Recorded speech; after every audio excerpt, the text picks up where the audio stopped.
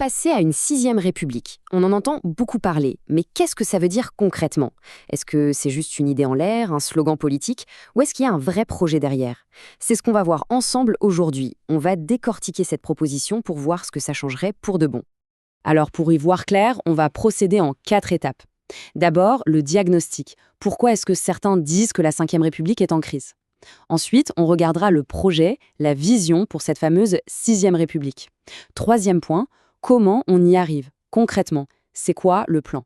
Et pour finir, on va se poser la grande question, celle qui fait un peu peur, est-ce que ça nous amènerait plus de stabilité ou est-ce que ce serait le chaos? Allez, c'est parti. On commence par le début, le diagnostic. Pour ceux qui veulent ce changement, et on pense notamment à la France insoumise, le constat est vraiment sans appel. Pour eux, le système actuel, il est tout simplement à bout de souffle. Et tout le problème, il est résumé dans cette phrase un peu choc, nous vivons dans une monarchie présidentielle. Qu'est-ce que ça veut dire? Eh bien, l'idée, c'est que le président de la République a un pouvoir immense, vraiment immense. Et pendant 5 ans, il n'y a pas vraiment de contre-pouvoir efficace pour le freiner. Le gouvernement, le Parlement, bien souvent, on a l'impression qu'ils sont juste là pour appliquer ses décisions, pas pour le contrôler. Et quand on creuse un peu, les reproches sont multiples. On parle d'un président qui n'a pas vraiment de compte à rendre politiquement, d'une sorte de culture de l'impunité au sommet de l'État, et puis surtout ce sentiment d'un fossé, un fossé qui se creuse entre les gens et les institutions qui prennent les décisions. Il y a un exemple qui revient tout le temps, c'est le référendum de 2005. Le peuple a voté non, et pourtant, la décision a été contournée par le Parlement. Pour beaucoup, ça a été une vraie trahison, une blessure qui n'est toujours pas refermée. Et si on ajoute à ça une Assemblée nationale qui ne représente pas vraiment toutes les opinions du pays, eh bien on a le cocktail parfait pour une crise de confiance. Et là, il y a un chiffre qui est assez parlant, un vrai paradoxe. La constitution de la Cinquième République, elle a été pensée pour être stable, solide. Pourtant, elle a déjà été modifiée 24 fois. Pour ses détracteurs, c'est la preuve que quelque chose ne tourne pas rond. C'est comme si on était tout le temps en train de mettre des rustines sur un pneu crevé. Ça montre une fragilité, pas une force. Et cette crise de confiance, on la voit aussi dans les urnes, enfin, surtout en dehors des urnes. On appelle ça la grève civique.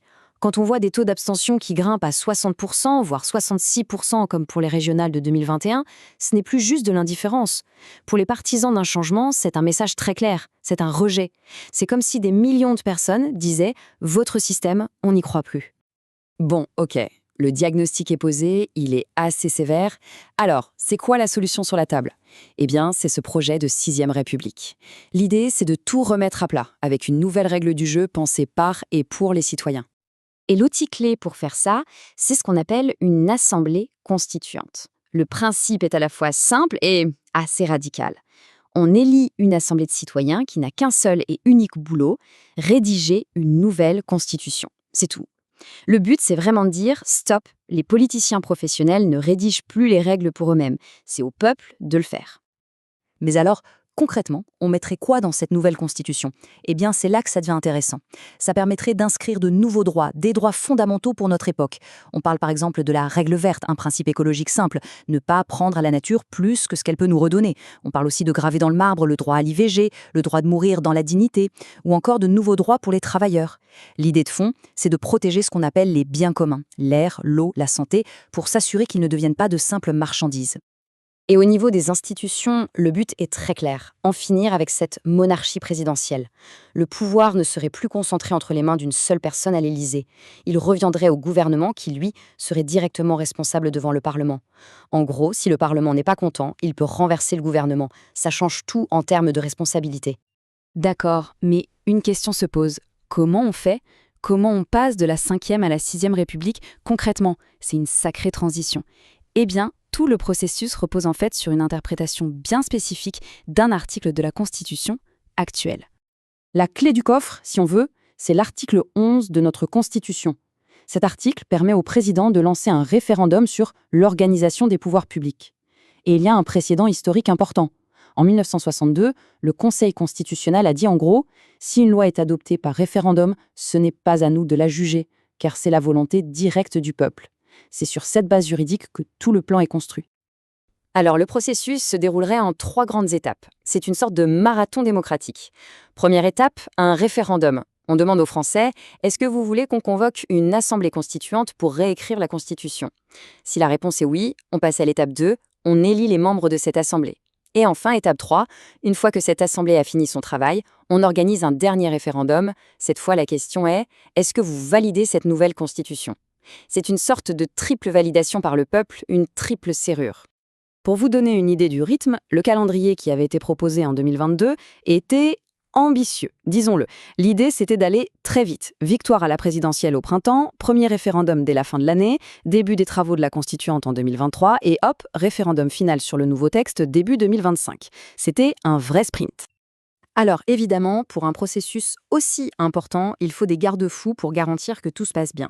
D'abord, l'Assemblée serait un mélange de citoyens élus et de citoyens tirés au sort. Ensuite, et c'est un point très important, les politiciens de carrière seraient exclus. Pas de députés, pas de sénateurs, ni actuels ni anciens. Et pour être sûr qu'ils ne travaillent pas pour leur propre avenir politique, les membres de cette Assemblée ne pourraient pas se présenter aux élections juste après. Et enfin, le point qui est censé rassurer tout le monde, pendant tout ce temps, le pays ne s'arrête pas de tourner. Le gouvernement continue de fonctionner avec les règles de la Ve République. Tout ça nous amène à la question. La question centrale, le cœur du débat. Est-ce qu'un changement aussi radical nous apporterait une démocratie plus saine, plus stable, ou est-ce que ce serait au contraire la porte ouverte à l'instabilité, voire au chaos? En fait, il y a deux visions qui s'affrontent totalement. D'un côté, on a la promesse d'une démocratie plus apaisée. L'idée, c'est que des outils comme le référendum d'initiative citoyen, le fameux RIC, agiraient comme des soupapes de sécurité pour éviter que les tensions n'explosent. Mais de l'autre côté, il y a la peur du chaos. Les opposants, eux, brandissent le souvenir de la 4e République, un régime très instable où les gouvernements tombaient tout le temps.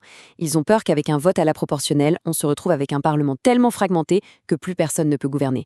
Une sorte de démocratie de l'humeur où tout serait paralysé. D'ailleurs, parlons-en 2 secondes de cette 4e République. Pour faire simple, c'était un régime où les gouvernements ne tenaient pas. Ils étaient basés sur des coalitions très fragiles et à la moindre crise, hop, motion de censure et tout le monde dehors. Il faut bien comprendre que la 5e République, avec son président tout-puissant, a été créée justement pour ne plus jamais revivre ça. C'est pour ça que cette référence historique est au cœur de toutes les craintes et de tous les débats. Et l'un des outils phares de cette nouvelle République, ce serait le référendum d'initiative citoyen, le RIC. Ça donnerait un pouvoir énorme aux citoyens.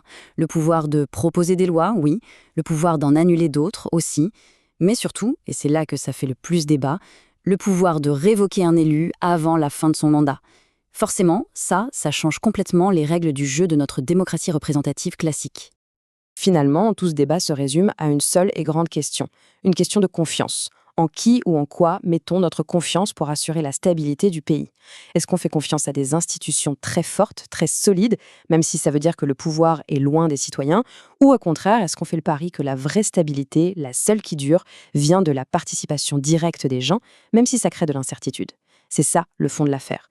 Le choix entre la 5e et la 6e République, ce n'est pas juste un choix technique, c'est un choix sur la nature même qu'on veut donner au pouvoir.